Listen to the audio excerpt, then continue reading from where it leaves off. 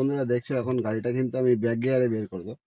তো ব্যাক গিয়ারে বের করতে হলে গাড়িটা এখন পার্কিংয়ে আছে। এবার ব্যাকে বের করতে হলে কিভাবে বের করব সেটাই চলো আজকে তোমাদের সঙ্গে শেয়ার করছি। তো দেখছো সবার প্রথমে আমি গাড়িটাকে স্টার্ট দিয়ে নিলাম, দিয়ে আমি গাড়ি ব্যাক গিয়ারে দিলাম। এই দেখছো ব্যাক গিয়ারে পড়ে গেছে। এবারে তোমাকে সবসময় দেখছো জায়গায় যেহেতু ছোট, তোমাকে কিন্তু সবসময় দুটো লুকিং গ্লাস ফলো করতে হবে, ডান দিকের আর বাঁ দিকের দুটো লুকিং গ্লাস কিন্তু তোমাকে ফলো করে চলতে হবে। তো এখন কিন্তু আমার চাকা একদম স্টিয়ারিং সোজা আছে দেখছো বন্ধুরা। এবার যেহেতু আমাকে কাটিয়ে বাদিক বের করতে হবে, গাড়িটা পিছন করে বের করতে হবে, সেক্ষেত্রে তোমাকে কি করতে হবে, সবসময় গাড়ি স্টিয়ারিং এইভাবে কাটিয়ে নিতে হবে। মানে বাদিকে পুরো ফুল কাটালে দেখছো গাড়িটা কিন্তু এইভাবে কাটছে, চাকা কিন্তু পুরো বাদিক কাটানো আছে। এইবারে দেখো লুকিং গ্লাস, তোমাকে দুটো লুকিং গ্লাস কিন্তু ফলো করতে হবে, কেন পাশেই একটা কিন্তু পিলার আছে আর ডান দিকে কিন্তু আমার একটা গাড়ি রাখা আছে। তো এইভাবে তোমাকে হালকা হালকা কাটিয়ে নিতে হবে, নিয়েই কিন্তু গাড়ি বের করতে হবে বন্ধুরা।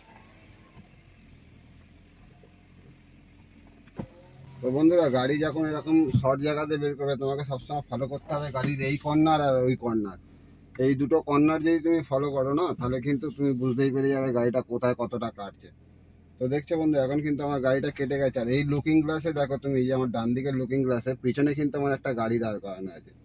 তো এখান থেকে তুমি কিভাবে বেরোবে, তোমার কি করতে হবে, যতটা জায়গা আছে পিছনে যাওয়ার তুমি চলে যাবে, তারপরে গাড়িটাকে জাস্ট এইভাবে সামনে আগাতে হবে তোমাকে। পুরো আবার ডান দিকে স্টিয়ারিং কাটিয়ে নিতে হবে, পুরোটাই কাটিয়ে নিয়ে জাস্ট গাড়িটাকে একটু আগে করে নিলে এই গাড়ি আগে হয়ে গেল। আবার কি করতে হবে, তোমাকে আবার ব্যাক গিয়ার দিয়ে আবার স্টিয়ারিং সোজা করে নিতে হবে।